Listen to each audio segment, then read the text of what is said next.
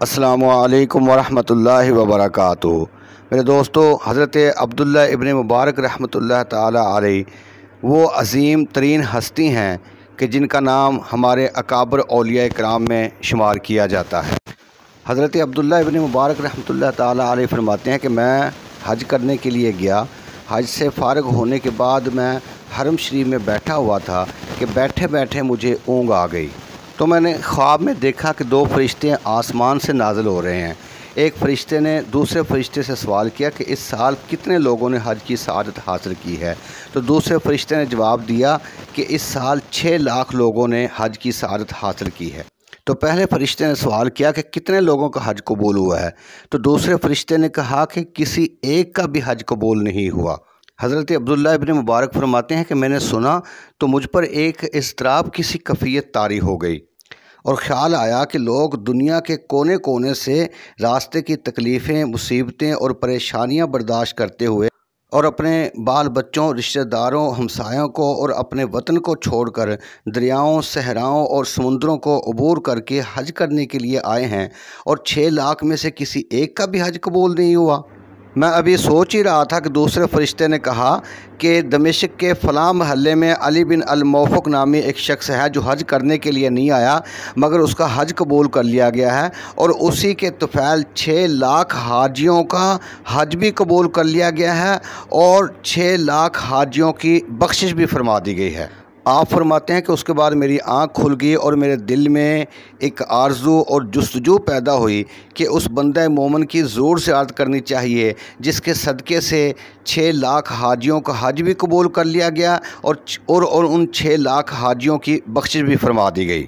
میں نے اسی وقت سامان سفر باندھا اور ملک شام کی طرف سفر شروع کر دیا، اور دمشق میں پہنچ کر اس کا محلہ تلاش کرتے ہوئے اس کے دروازے پر دستک دی۔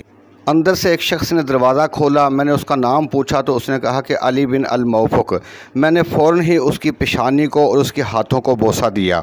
اس کے پوچھنے پر میں نے اپنا نام بتایا کہ میں عبداللہ ابن مبارک ہوں اور ملک عرب سے آپ کی زیارت کے لیے حاضر ہوا ہوں۔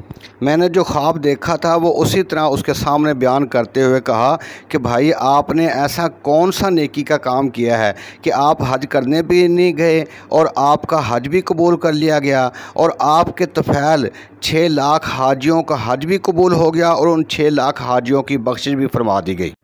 علی بن موفق نے یہ سن کر نعرہ تکبیر زور سے بلند کیا اور غش کھا کر بے ہوش ہو گیا۔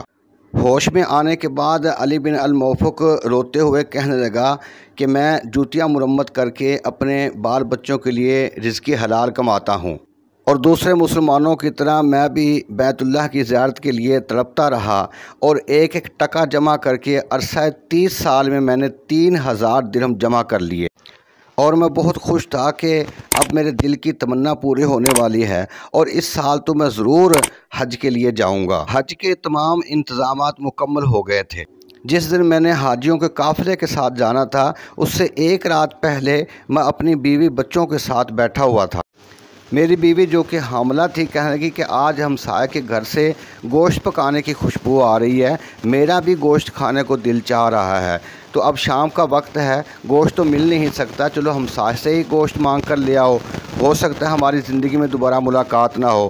تو میں نے کہا کہ یہ کیا بات ہوئی، آخر ہمسائے کا بھی ہمسائے پر حق ہے، میں ابھی ہمسائے کے گھر سے گوشت مانگ کر لے آتا ہوں۔ میں نے ہمسائے سے جا کر کہا کہ بھائی، تم نے گوشت پکایا ہے، میری بیوی حاملہ ہے، اس کے لیے تھوڑا سا گوشت دے دو۔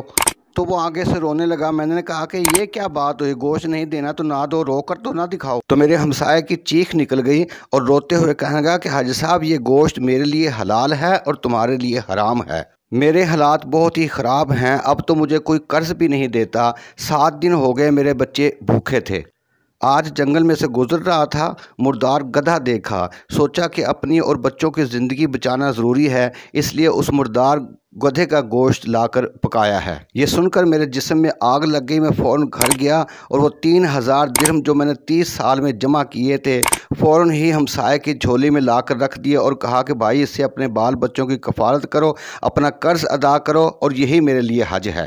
میرے دوستو، میں آپ سے اجازت چاہوں گا، دعاؤں میں یاد رکھنا۔ اللہ دے حوالے۔